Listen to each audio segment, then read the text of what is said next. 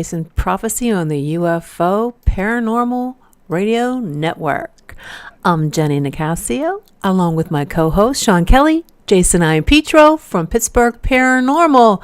Remember to like us on YouTube and follow us on Instagram and Twitch TV. We're part of a group of passionate paranormal investigators who are interested in hearing your unusual paranormal activity in your home or business. We pick up what the human eye can't see. Together with our team of professional paranormal investigators like Sean and Jason and the rest of them, they'll gather the information they find and they'll put it on a CD for you or a flash drive.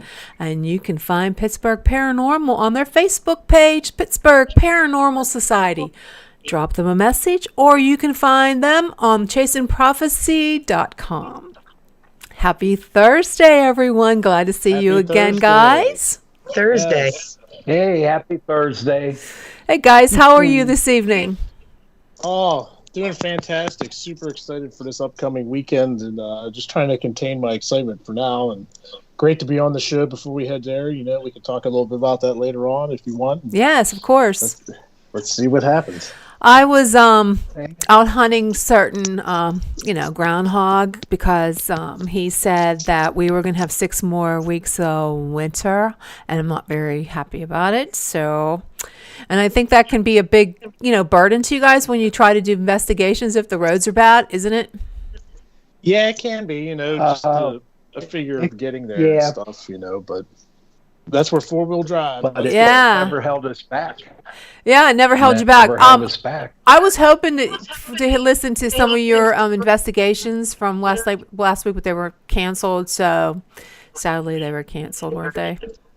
Yeah. Okay. The client messaged us last minute and change of plans, for now. But we told them that if anything happens in the future, to please get a hold of us and we'll set up an appointment and get everything squared away. Yeah, so Jason, you got some new equipment, so we're going to talk about that later in the show. Okay. Right. Tonight's show is on the Kinsman House, and you guys had an investigation not too long ago there, so we're going to talk about that tonight. I'm so excited. We have the curator and fellow paranormal investigator on the show, but before we get started, I wanted to thank our good friends at Audible. Winter's the perfect time to give it a try. There are so many ways to hear great paranormal stories. There's a lot on there that you don't like to read. You can just hit play and check them out. There's a lot of paranormal stories.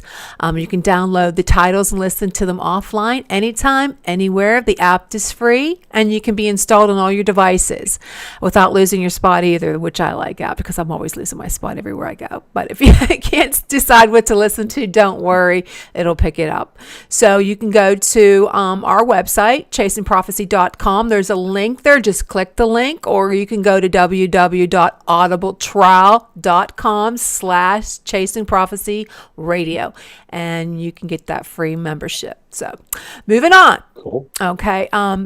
Since childhood, our guest Melanie Vinson has had paranormal experiences, so much so she became a paranormal investigator, and her love of history is known now because she's also on the board of, I believe, the board of directors of the Warren Heritage Center, and she's a curator at the Kinsman House in Warren, Ohio. Melanie, welcome to Chasing Prophecy.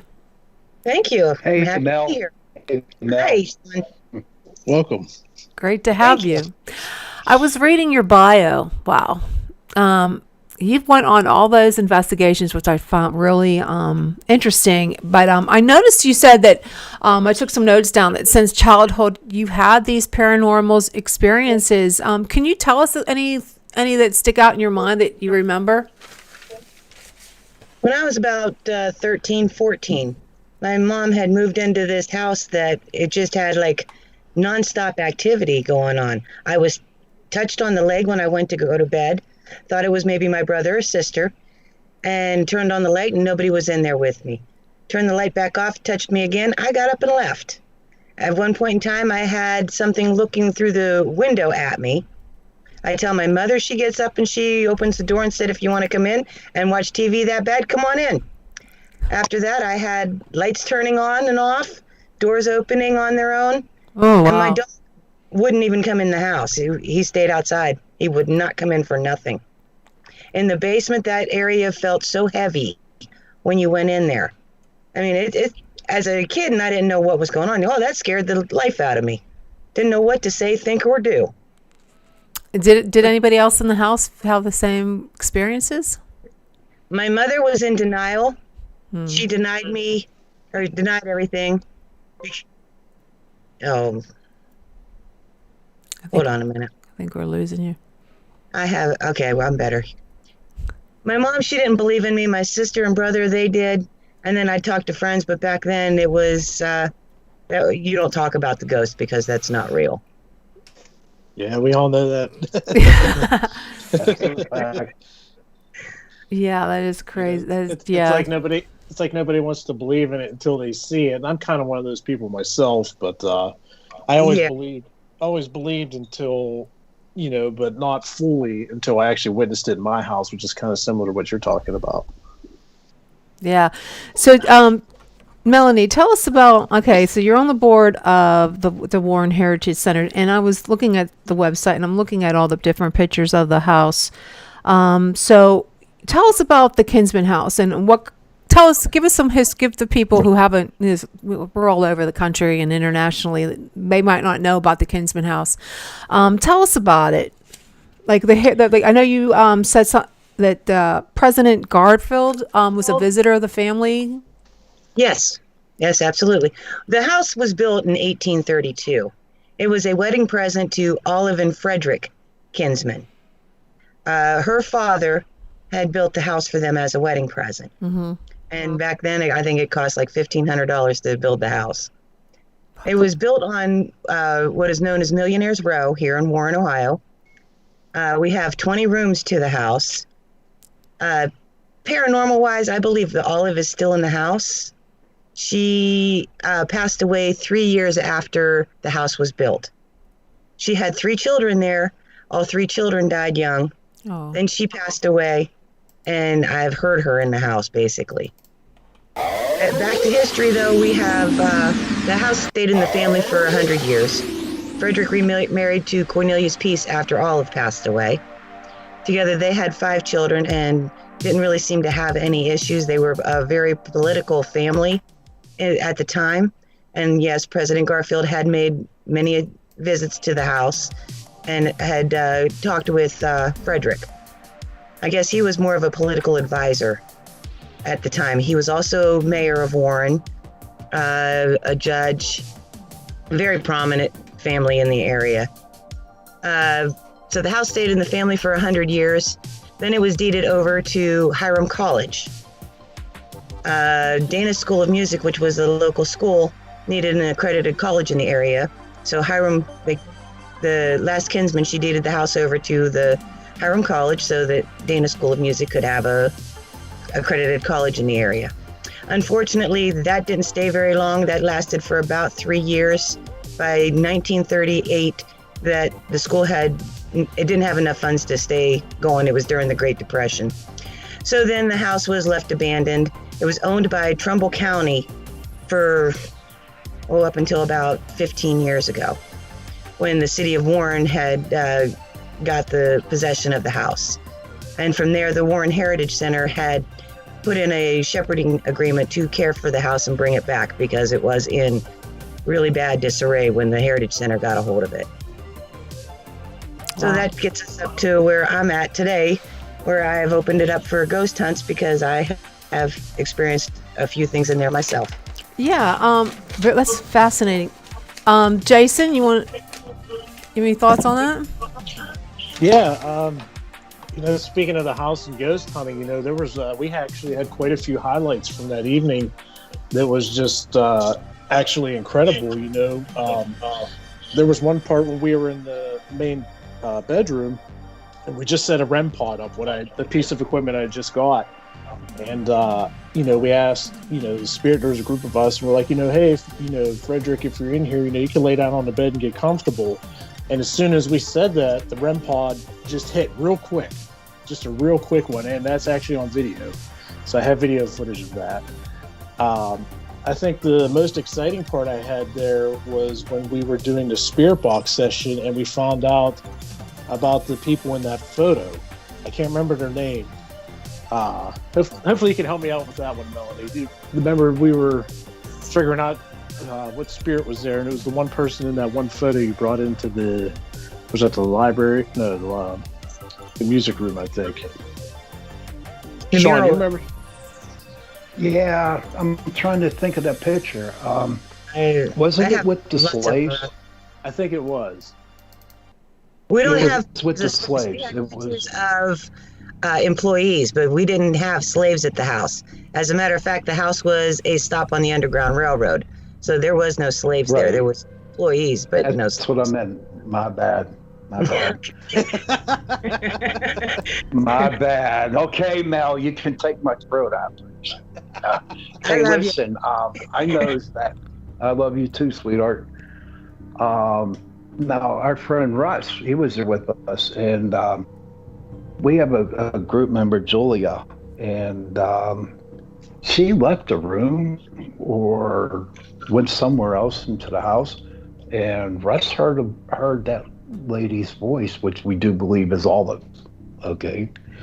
But what fascinated me the most was when we were in the music room, where I think it was where we were doing the EVPs.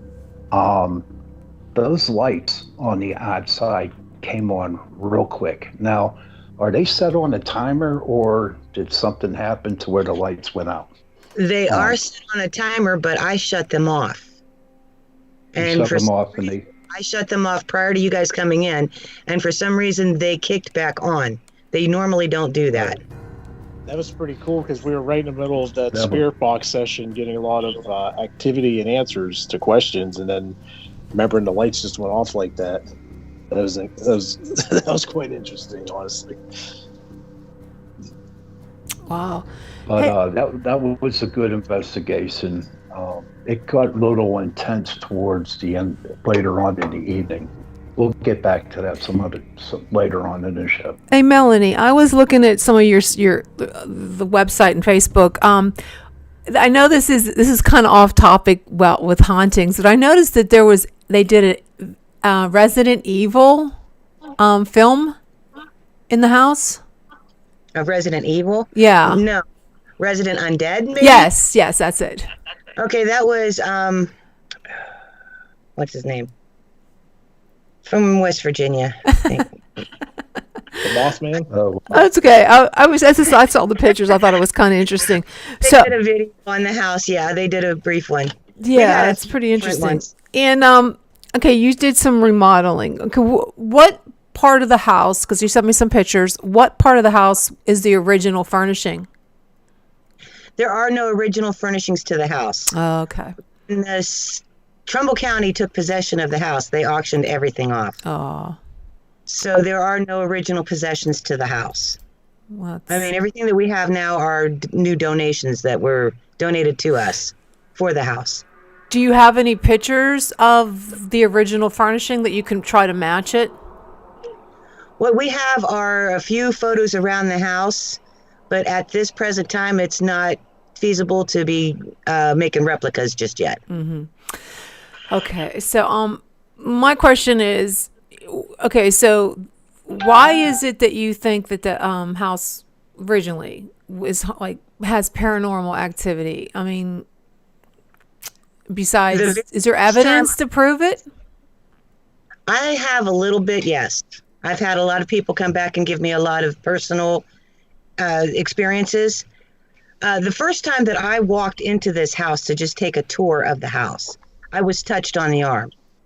And then the girl that was with me, she got touched on the arm. She was right behind me. And so this is where I went to Jim Valesky, the president of the Heritage Center, and told him I need to investigate this. And it wasn't long after that that I became a board member. But anyhow, my first investigation, I did an EVP session in the mural room. Okay. And I had asked for the entities to tell me who they are so I could address them properly while I'm in the house. And across the ghost box, the SB7, it said Olive, plain as day, in a female voice. And then it come across again to reconfirm because I asked it again. And then I had another name, but I can't find him anywhere in history, and the name was Croker. I've searched the history beyond belief, and I can't find him. Croker. But yeah, names. Down in the basement area, with the first investigation that I had done there, I had gotten another EVP where it just said, "Hey guy," just out of the blue, "Hey guy." Don't know where that was coming from. There was another experience where I had a ghostly gathering going on there where I teach people to ghost hunt. And down in the basement, we all saw a shadow figure, a male shadow figure down there. And you saw the shadow figure with your regular eyes, no camera, yes. no special effects. Right. Cool. I mean, we just seen this big shadow standing there. And then I wouldn't like that. I don't like shadow people. I love this place. Peekaboo, here I am. Yeah, shadow people freak me I out. was looking. We had a Christmas event going, and I was looking up at the banister, and I had noticed an entity kind of lean over and look down and see what was going on, and then back away and dissipate. That I believe was Olive. Look to see what was going on. Yeah, we actually got it on video, didn't we, Jason? To where we actually saw a shadow going up the steps. I'm not sure if I caught that on my video. I think that might have been Russ. I think Russ got that one. From those who have investigated, yeah, I've heard that quite a bit. And Because I did set up one surveillance camera though in that one doorway, see if anything would come out. And unfortunately, I caught some orbs, but no full apparition yet. But hopefully, on a future investigation, we'll get one. Yeah. Did you mention someone died in the house? Melanie, how many people died in the house?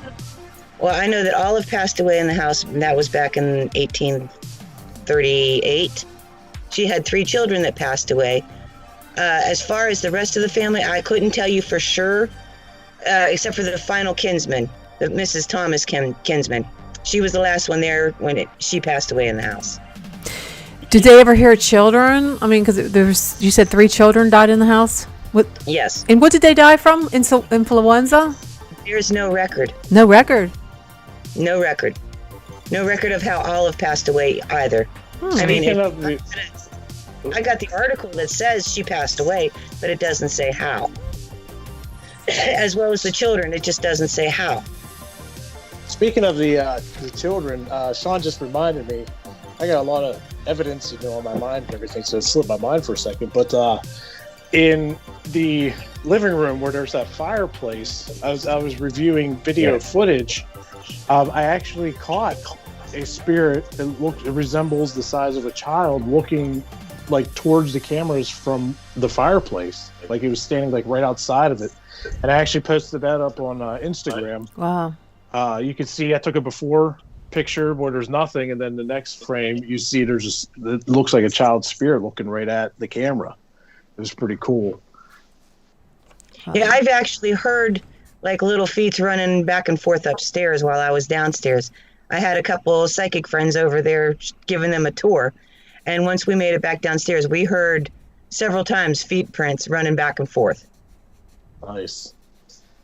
That's interesting. I noticed on your bio too that you've been on you went to every one of those houses you mentioned. What you want to let us know? What was your most memorable? They all have their own different stories. I guess the most memorable would be Middle Point School. Middle Point School. Why was that? On the other side of Ohio, because I was grabbed. Oh, you really were? Lucky ghost. What a lucky ghost. And did you stay there all night? Is it like abandoned? Is there anything in the school? Well, it started off with one of the other investigators, Heather. She had mentioned that her batteries died. And then I was mocking her that mine were still running. And that's when I got grabbed. And then this thing went up on stage, triggered a motion censored toy that I have. And then from there, it scared another woman who was a police officer. She pulled the gun on the toy. Oh, jeez. Oh, my God. It smacked Heather in the head. Not today, Toy Story. Bop, bop. That's crazy. About it, too. And then during the night, while we're trying to sleep in the hallways there, we heard running around going on in the hallways, and we were all in one room together, so it wasn't any of us. Now, are you there all night, Tonight or is on it just Channel till like a 5. certain time? There we was all night. We spent the night, and then, I mean, we had air mattresses and all packed up the next morning, kind of, yeah. And what's the story behind Middle Point School? Now, what's his name? Austin Maynard. He is running those over in that area. He's got a few different buildings that he opens up. This particular school, I guess, a few years back, there was a few deaths in the area, Mm-hmm. and the FBI was involved. Oh, wow. And Austin went on and he said something about he was doing an EVP session and was led right to the house where the FBI was. So that's as far as I know of that. Prior to that, all I knew was a decayed school. It's just an old school. And Yeah. Oh, okay. Well, that's what they should do with a lot of the different buildings. There's a building. Maybe you know something about it. Maybe you can do some research on this and get back to us. Sean and Jason have been wanting to go to the old Clark building in North Versailles. It was a Clark mansion that used to be owned by the Clark bars. Do you know anything about that? No, I don't, but I'm interested now. Yeah, it's in North Versailles. You guys said, and it's on. What did they all? They're asking like 147 for it. Yeah, like I think of like 147 because that was like the same thing. You know, there was one big mansion, and there was 5 houses total in that area that were all the families, and the one that was across from where we were investigating, that one just had some serious bad vibes and bad spirits, and that was what actually the spirits from there were messing with the family we were helping. So we're trying to get in there so we can check it out. Well, if you get in there, let me know. Yeah, I wish like the Heritage Society out this way would think about, because how old is the house? It's like 1850. Is that how old it is? Yeah, somewhere around there. Yeah, something like that. Yeah. It's But beautiful. It's creepy. Oh, absolutely, yeah. Like it would be great if we could actually like do both houses, like the one that had all the real bad vibes, and that's part of the the houses that were there, and then the one that's for sale. Just to see if there's anything different there. So we're trying. We're trying to find the right people to get a hold of to possibly make this happen. I say just call the realtor up and just go look at it and then tell them maybe they can hook you up with the owner before they actually do sell it. Could you see us go and the realtor like letting us in, and we just roll in with like cases of equipment? Why not? Why? Okay, What we would they gotta- do? They're going to Why stop, not, make you buddy? leave? We'll do that. Haunted house. We gotta see if there's spirits here before we make an offer. Yeah, seriously. I mean, I don't know. If it's not haunted, we don't. want it. Melanie, you should be able to Nobody figure wants out how to to get the like I know the Norwin has a historical society, and I'm sure Allegheny County in Pittsburgh does too. But I don't know who to contact, because I think it would be something really what you're doing. Now when you go on ghost tours, now, does the Heritage Society get the donation? Is that how it works? The Heritage Center, Yeah. most of it, yes. Okay. They get. We charge $350 for 8 o'clock to 2 a.m. Is our normal. It ain't a bad It's deal. something that's run by me Mm-hmm. for researchers, and so I keep a percentage of it for my costs for food and whatnot, and then the rest of it goes back into the Heritage Center. Yes. Yeah, that's something that they should do. I mean, because there's a lot of old houses out this way. A lot of old houses that are up for sale and nobody wants, because, either they're in the bad location or they're haunted. Hey, Melanie, do you think that the Heritage Center would ever consider like doing weekend-long investigations? In the sense that like paranormal groups like us, when we drive, out there, it's kind of hard driving all the way back in the middle of the night. But if we had like a whole weekend to investigate, is that something they might ever think about? Probably not, because there's no shower in the building. Okay. Well, I guess you don't have to think take a there's that shower. hotel nearby, isn't there? I think all you stay There's there. the hotel. Well, the Best Western Park Hotel is like basically right across the street in the square. Okay. And stay there. That building is actually haunted as well. It's actually, Whoa. That's a one-stop shop. Well, I guess you could take a bath or shower the night before. Maybe have just one night overnight. I haven't even spent the night there, so I'm going to have to put together a sleepover. That would be, Okay. Slumber that would party. be great. Well, we're getting close to the end of the guest segment, but I just want to ask you. Okay, I was in your bio. You do other. What is your paranormal? Do you have your own paranormal club? Yeah, I have my own team. And what is- Researchers investigating the paranormal. Researchers investigating the paranormal. And how many do you yeah. have in your group? Right now we have 7. Okay. Did you guys ever think of teaming up with Sean's group and go on a big investigation? Because I've teamed up with many different people. Mm-hmm. I mean, I've strayed away from my team and went off with Angel Val and her group. And we've had some fun. Yeah. Yeah, you were telling me about her because I want to get her on the show because she's a writer. And now, Yeah. you said she has a series. Now, those like fiction or nonfiction? She does both. Oh, cool. I'll have to give her a call to see if we can get her on the show. I think that'd be a really cool. Oh, Said she's excited. sweet. I told her. Good. So any other hauntings in Ohio that you can get involved in? Or do you know of?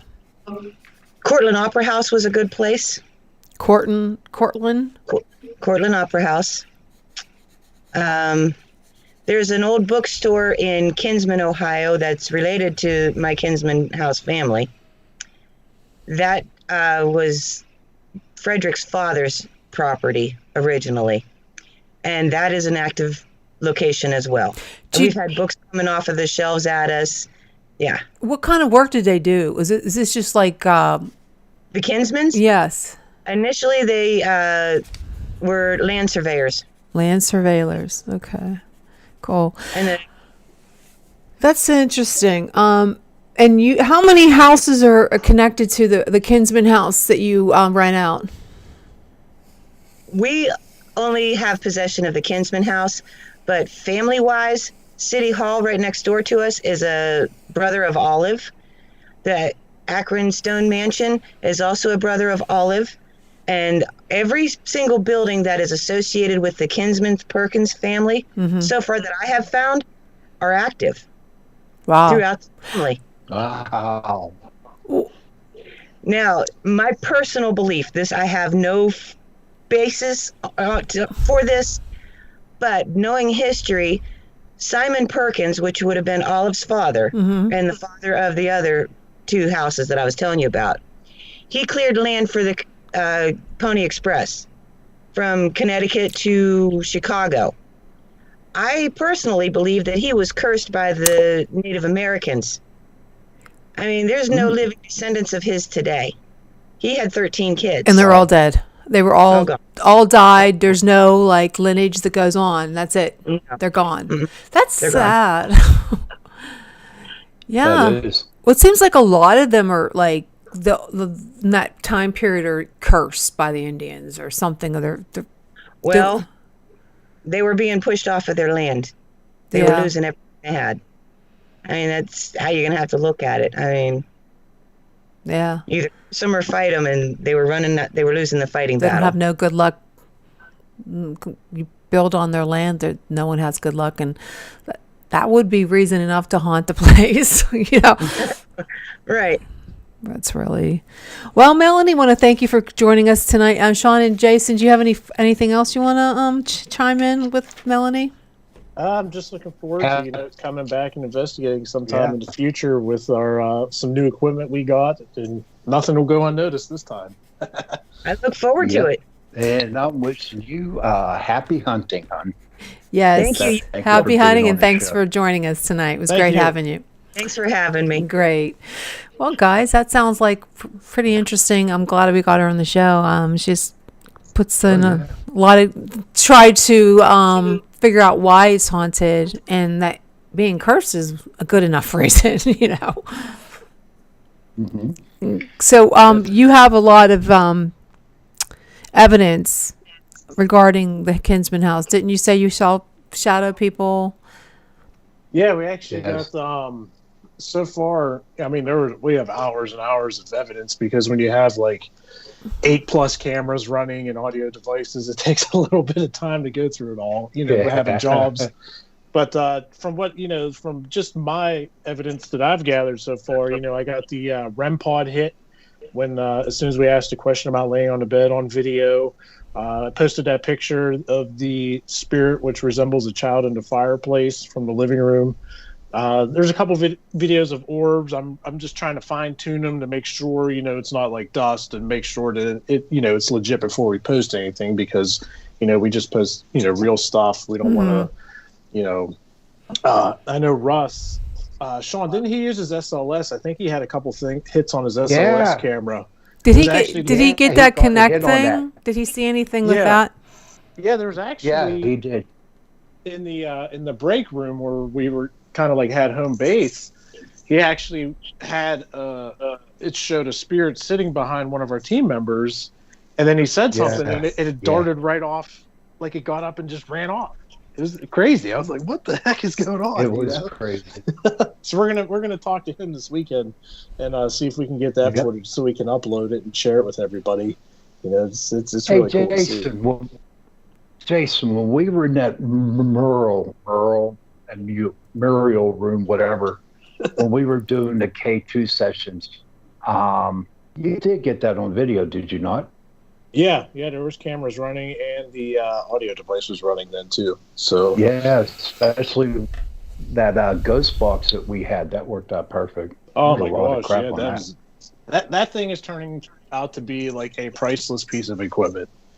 And especially upgrading and getting the Faraday wallet to block out the radio signal, so it's just straight up white noise, and then hearing the spirits come through it's incredible. Absolutely, it was. Yes, we had good evidence on that. Yeah, it's really interesting how when she said about all the children that died there, and I would think that there would be more. You got kids and they died. You think you'd have more evidence that there was little kids there. Yeah, I'm surprised you guys didn't get anything. Well, the thing with kid spirits, I feel, is a lot of times when a group of people comes in, I mean, like, I'm 6'2", Sean's a big guy. We might be kind of scary to these children because they were so young. They see a group of these big people come in, they're like, who's this? What are they doing? The only thing I can think of is that they just died of a peaceful death and they're in heaven. That's what I would like to look at it that way, that they're in heaven and they're not sticking around. Yeah, that's it's just kind of strange that. Yeah, it's just kind of strange that she doesn't have any. There's no report on who is that? I don't know, who was it? Oh no, there's no cause of death on the. You can find stuff on death certificates from that time. I mean, you can go online and go research that. There's no cause of death.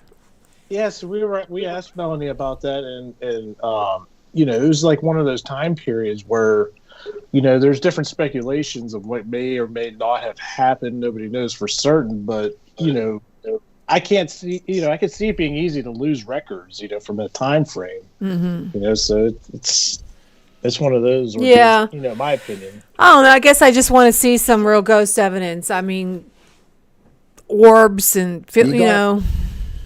Did you see you have to come on an investigation. No, I don't think so. I think that I want to see some clear-cut evidence that there is, like an orb. To me, is not enough evidence. That this, how do we know this Kinsman house is really haunted? Oh, it is. I mean, I don't see there's no real evidence proving. I mean, somebody grabbed me at Bushy Run Battlefield down at the Lime Wall. I mean, that's just I guess I'll be turning into a skeptic, guys. That's okay. That's okay because I started off like skeptics.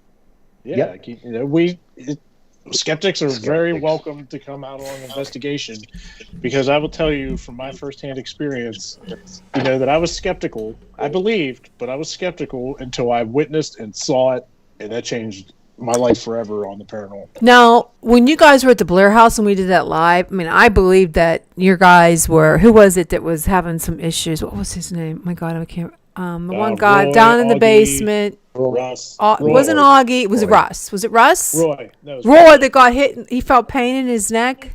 Yeah. Was that Yeah. Roy? Yes. Now, I found the Blair House to be more like paranormal entities there than the Kinsman House. To me, and I'm pretty psychic, guys. I don't have any real watching your videos, watching your live that you did on the Kinsman House.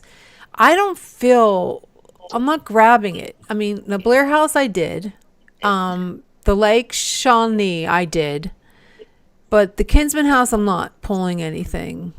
And I don't know if any other investigators who've been there feel the same way. And if they are, please comment on our chat on our YouTube or Twitch or Facebook, because I don't know.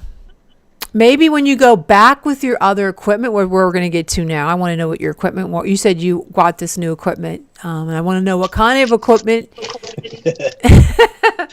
So tell me, what kind of equipment did you get? Enjoy the show. Well, let's start off with this. So we're heading back to the Blair House this weekend. Good.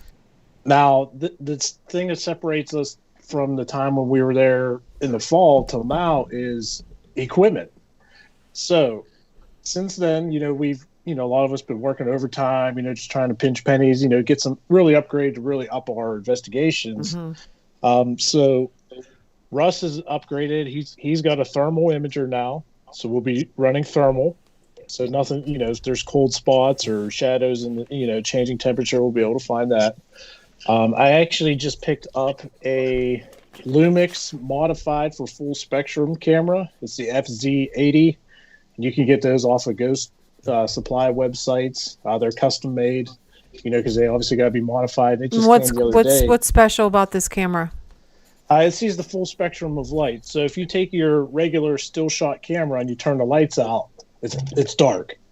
Now you take this camera that's modified, you put an infrared light on or a full spectrum light, and it illuminates the whole room in total darkness. So now we'll really be able to see without flashes and, to cause, discrepancies, with dust and stuff like that. We'll be able to see in total darkness. We'll be able to get a lot of professional. Wow, so you don't have to have any flash on. You don't need nothing. It just picks up. Just an infrared light and the camera, and just go to town taking pictures. I'm really excited to use that. Like I said, it just came, and I've been saving up for a while. This time at the Bel Air, we'll have the REM pod, because there's a couple rooms that, that we were told, toys would move around and things like that. Mm-hmm. So we're going to set the REM pod up. We've got laser grids. I think I'll have 8 or 9 cameras running, and 1 or 2. 8 or 9 cameras. Yeah, I'm going to have the whole house. It's crazy. It's crazy. I've got 2 surveillance systems that are going to be running, spirit box, audio. I have a regular still shot camera. It's a Nikon D3300. I'm going to be taking, regular pictures with that, and then I'm going to be using the full spectrum camera. I'm going to be using the night vision camcorder. I have a full spectrum POV camcorder. So nothing's going on. It's insane. And you're staying the night this time? We're staying the whole weekend again. Oh, that'll be good. So you can be up all night and catching that. Now, is Rory going to go downstairs? Yeah, it's the plan. And like we said, Russ, he has the SLS system for this one too, so that's going to be exciting. So, we'll be able to see if there's any spirits roaming around, especially downstairs. Where's this at again? Where's Blair House? Right out in Ohio. It seems like Ohio's really got the ghost. Yeah, right. It's crazy.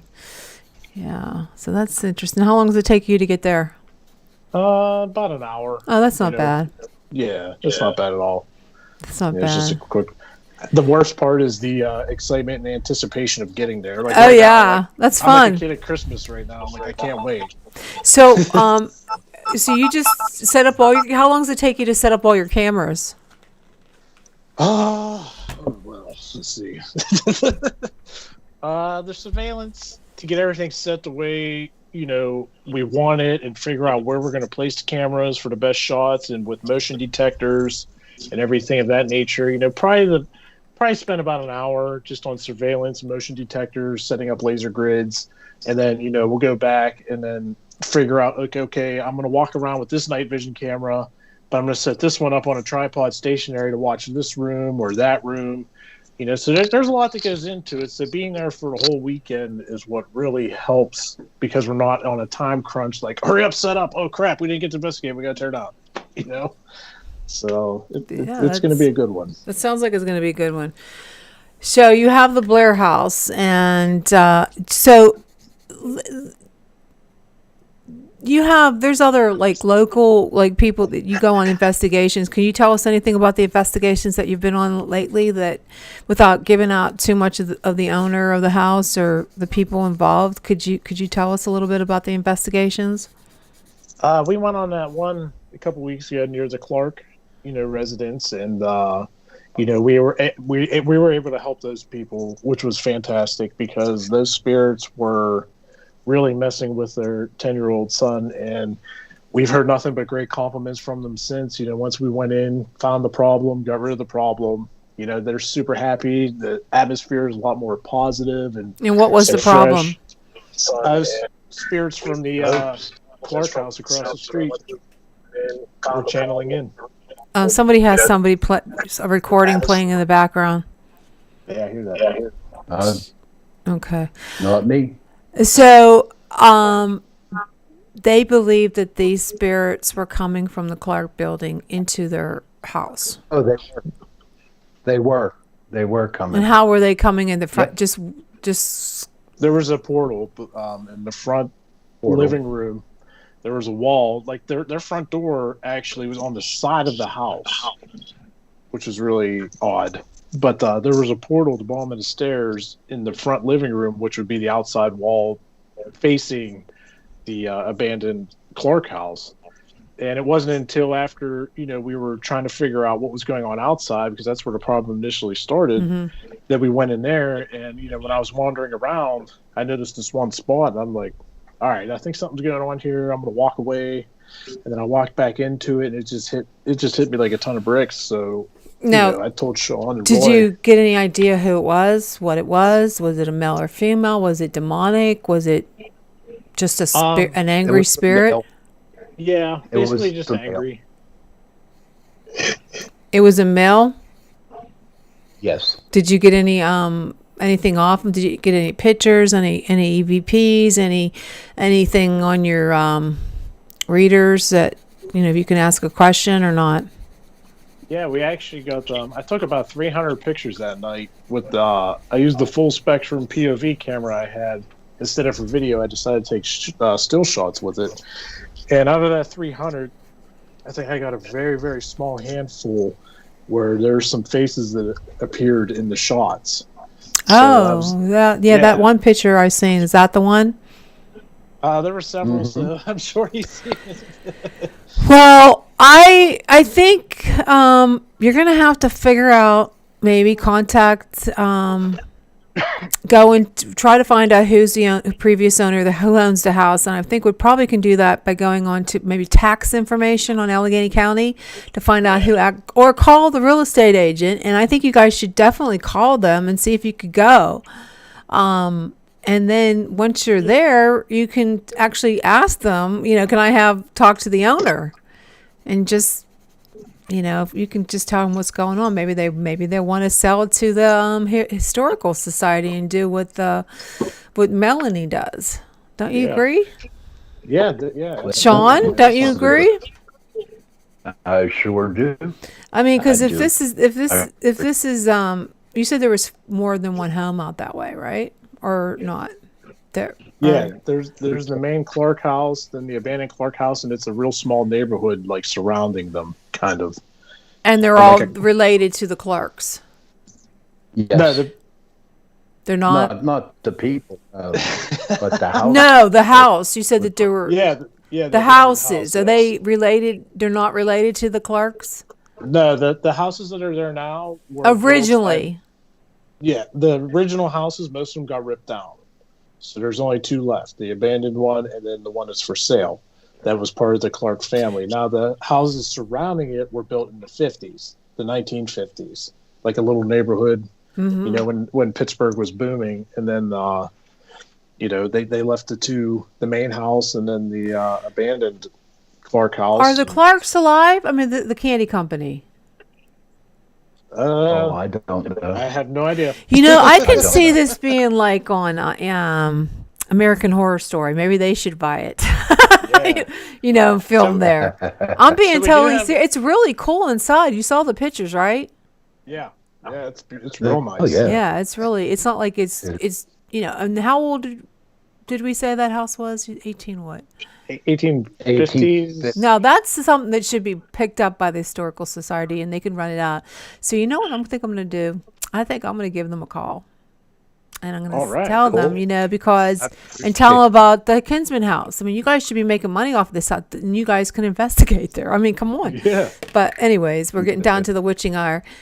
Okay, I don't want to get kicked off. Well, no. See, no, on here it says we're only at 49 minutes. No, I don't know, but we'll have to head on out. But we have next week I can't get a hold of my Thomas Perrette, who said he was abducted by aliens. So I think we're going to have an opening for next week. So, anyways, That would be good. yeah, I hope so. We'll figure out something. If not, we'll just talk. But anyways, it was a great show tonight. And it's time to say goodbye. Yep. I welcome everybody to Goodbye. continue the conversation on Facebook. And Jason and Sean, let me know if you want to do a Facebook Live. We can do it from Blair House. I'm up. I don't have any plans, so that'll be cool if you want to. Awesome. But please check out my author page, J.E. Nicasio. Check out YouTube channel and subscribe to ChasingProphecyRadio.com and our YouTube channel. And good night, everyone. And thank you for tuning in to Chasing Prophecy. Thank you, everyone. Good night. Good night. Good night, everybody.